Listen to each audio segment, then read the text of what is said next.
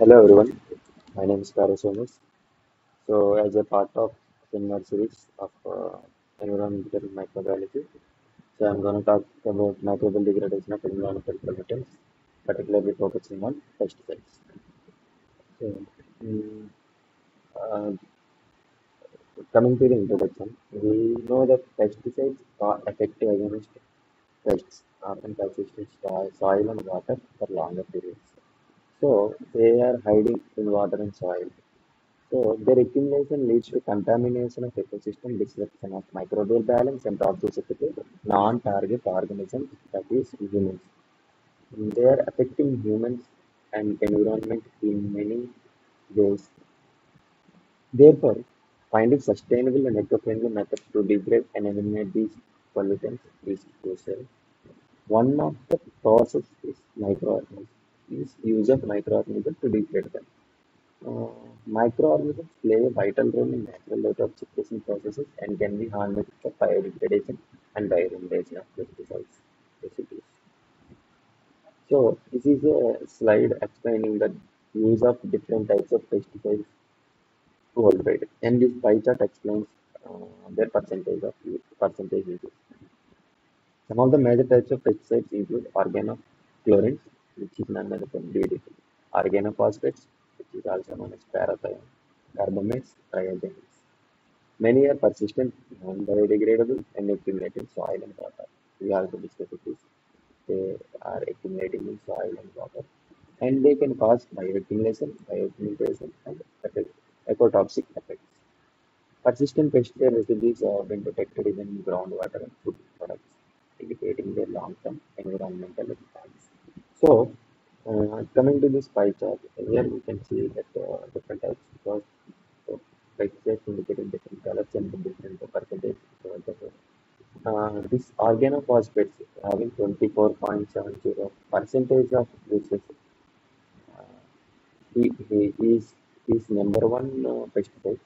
After that, which is followed by pyrethroids, which is having 19.50, and then neonicotinoids is having 15.70% that is found in third position.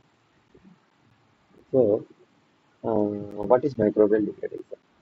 Microbial degradation is, in simple terms, use of microorganisms to degrade these microbes. So, microbial degradation is the breakdown of pollutants by microorganisms into simpler non-toxic forms. Involves bacteria, fungi, actinomycetes, and algae. Microorganisms can be used for microorganisms use pesticides as carbon or energy sources, transforming them enzymatically. So the process depends on enzymes, environmental factors, and microbial adaptability. Offers an eco-friendly and cost-effective alternative for pollutants. Some of the microbes involved in the degradation of these pesticides is given in this slide. Like the first column explains the microorganism, second column explains the pesticide and the microorganism. So, my first organism, Pseudomonas putida, is is targets on organophosphates and degrades this through the process of hydrolysis via phosphatases. Pseudomonas putida depends on organophosphates, hydrolysis via phosphatase. Bacillus subtilis carbamates, which focuses on carbonates, degrade, degradation by hysteresis. Flavobacterium species, which focuses on DDT, reductive dechlorination. Aspergillus niger, which focuses on endosulfan and through the process of enzymatic degradation. And coming to the mechanism of microbial degradation. So, microbial degradation mechanism is a simple process. Degradation occurs through microbial and enzymatic reactions, converting those microbes and using those converting those pollutants into simpler non-toxic compounds. Some of the main steps involved in this are three steps. Primarily, uptake of phosphates by the microorganisms, enzymatic transformation, intermediate products, mineralization into CO2, H2O, and inorganic ions.